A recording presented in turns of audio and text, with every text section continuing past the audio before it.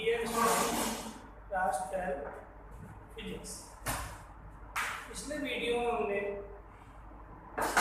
धारिता एवं परावैद्युत इस्पात का अध्ययन किया था।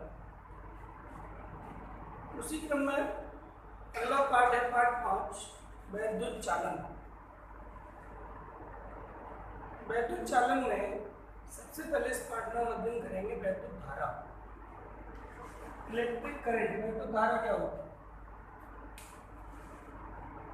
तो किसी चालन में आवेश के प्रवाह की समय दर को वैद्युत धारा कहते हैं। किसी भी चालन में जो आवेश बहता है उस आवेश के बहने की समय दर क्या कहते हैं? वैद्युत धारा। इसे आई से लिखते हैं। वैद्युत धारा आई बराबर होता है आवेश Q बटे समय। कि यहाँ से I बराबर Q बटे T, इसका मात्रक कूलम प्रति सेकंड या एम्पियर। वैद्युत धारा का मात्रक क्या होता है? एम्पियर। और यहाँ से फॉर्मूला बन गया Q बराबर I। तो वास्तव में वैद्युत धारा और कुछ नहीं है, आवेश का प्रवाह है। आवेश जब गति करने लगता है तो इसी को वैद्युत धारा कहते हैं। अब आवेश जो है, आवेशित कण दो तरह के होते हैं, धनावेशित और ऋणावेशित। धनावेशित कण प्रोटॉन जो होते हैं या होल जो होते हैं उनको माना गया है, और ऋणावेशित कण में इलेक्ट्रॉन। तो इलेक्ट्रॉन जब बहता है, जब एक स्थान से दूसरे स्थान पर जाता है तो इसी को वैद्युत धारा कहते हैं। धारा हमेशा इलेक्ट्रॉन के विपरीत बहती है, क्योंकि धारा जो है वो धनावेश की दिशा में मानी गई है। ये अदिश राशि है। कैसी राशि है? अदिश राशि है, जबकि इसमें दिशा होती है। दिशा किधर से किधर है? इलेक्ट्रॉन के विपरीत। अगर इलेक्ट्रॉन किसी चालक में A से B की ओर चल रहे हैं, इलेक्ट्रॉन A से B की ओर जा रहे हैं, तो धारा B से A की ओर आएगी। विपरीत दिशा तो हो गई, लेकिन फिर भी एक ऐसी राशि है, अदिश राशि है। इसका कारण है कि ये सदिश नियमों का पालन नहीं करती है, कि ये सदिश नियमों का पालन नहीं करती है। इसीलिए वैद्युत धारा को अदिश राशि कहा जाता है। और इसका मात्रक क्या होता है? एम्पियर। और इसको किसी भी परिपथ में अमीटर द्वारा मापा जाता है। क्या द्वारा मापा जाता है? अमीटर, धारा मापी गई। अब इसके बाद है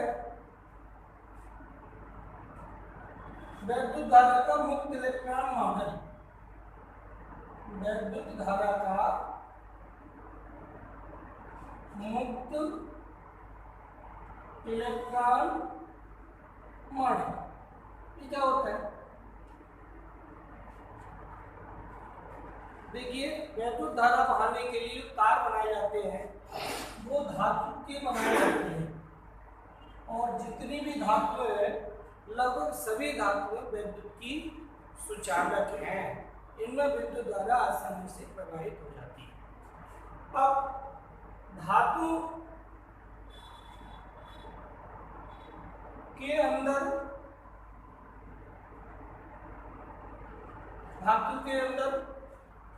परमाणु होते हैं, अणु होते हैं, अणु से परमाणु बनते हैं, और परमाणु बनते हैं नाभिक, और नाभिक में प्रोटॉन और न्यूट्रॉन और इलेक्ट्रॉन।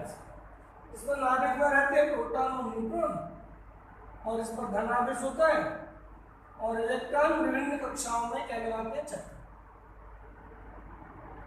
अब चूंकि इलेक्ट्रॉन विभिन्न कक्षाओं में चक्कर लगाते हैं और इनके भरने का एक निश्चित क्रम होता है, इससे इलेक्ट्रॉन भरे जाते हैं, तो परमाणु में विभिन्न कक्षाओं में इलेक्ट्रॉनों का वितरण, वो केमिस्ट्री में आपने पढ़ा होगा, बोर नियम और अन्य नियमों के आधार पर करते हैं।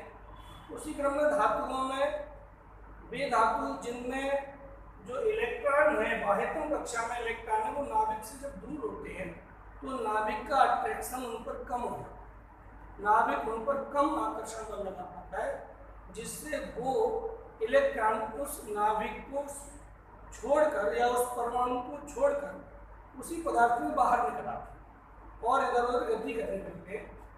जो इलेक्ट्रॉन बाहर निकल आए वो कहलाते हैं मुक्त इलेक्ट्रॉन।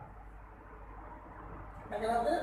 मुक्त इलेक्ट्रॉन, फ्री इलेक्ट्रॉन। और धातु में आवेश का या धारा का विलोप इन्हीं के कारण मुक्त इलेक्ट्रॉन। और इनकी संख्या चांदी में, तांबे में बहुत ज़्यादा होती है, इसीलिए चांदी, तांबा और सोना आदि ये अच्छे चालक माने हैं। जिसमें जितने ज़्यादा मुक्त इलेक्ट्रॉन होंगे वो उतना ही अच्छा चालक होगा।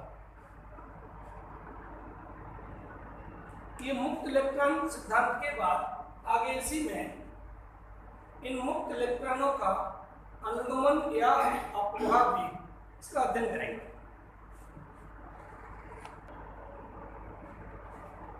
मुक्त इलेक्ट्रॉन का माध्य मुक्त पथ, शांत काल तथा अवकाश। इसमें सबसे पहले हम अध्ययन करेंगे मुक्त इलेक्ट्रॉन का माध्य मुक्त पथ। ये जो फ्री इलेक्ट्रॉन होते हैं ये पदार्थ के अंदर, चालक के अंदर स्वतंत्र रूप से अनियमित गति करते हैं। कहीं भी कोई भी इलेक्ट्रॉन जा सकता है, इसके लिए कोई रोक टोक नहीं होती। तो इसके कारण ये अनियमित गति करते हैं और अनियमित गति के कारण इनकी जो प्रारंभिक गति है उसको दिशा भिन्न भिन्न होने के कारण क्या माना गया? औसत प्रारंभिक वेग शून्य माना गया है। क्योंकि अनियमित गति कोई किधर भी गति कर सकता है।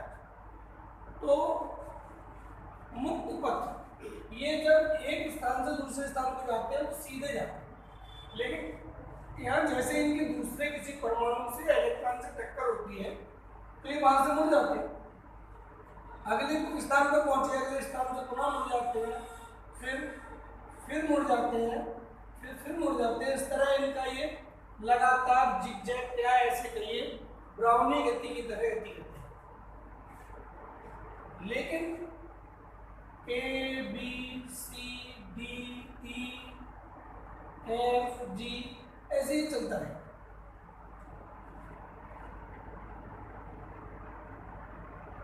इस तरह की गति करते हैं।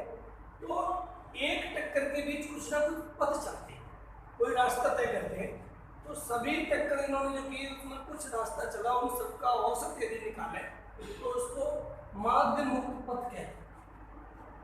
और एक टक्कर में बीच लगा समय क्या कहलाता है?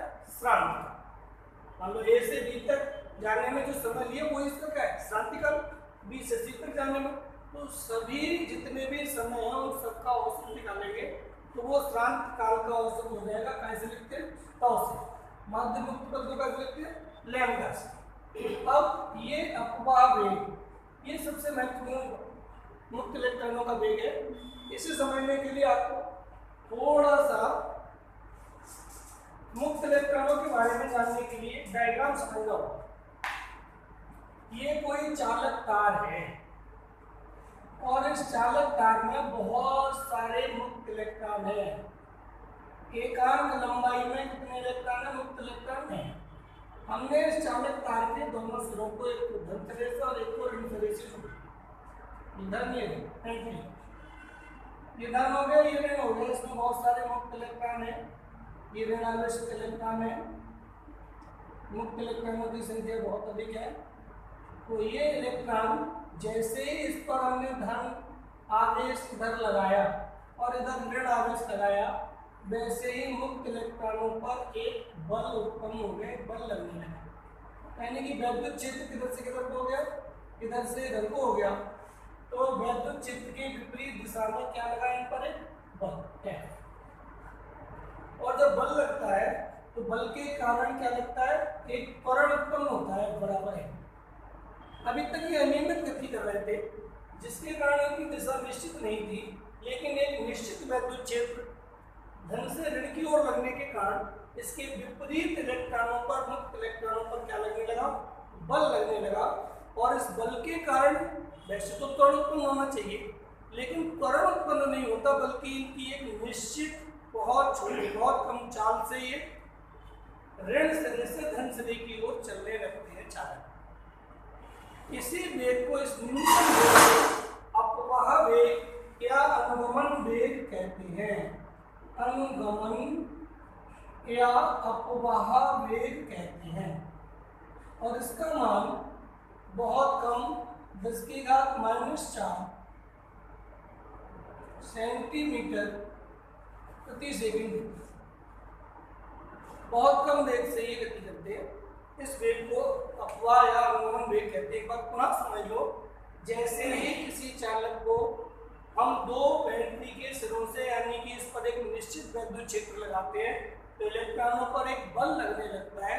इस बल के कारण ये मुक्त इलेक्ट्रॉन निश्चित दिशा में एक निश्चित वेग से गति करने लगते हैं। इसी निश्चित वेग को अपवाह या अनुगमन वेग कहते हैं।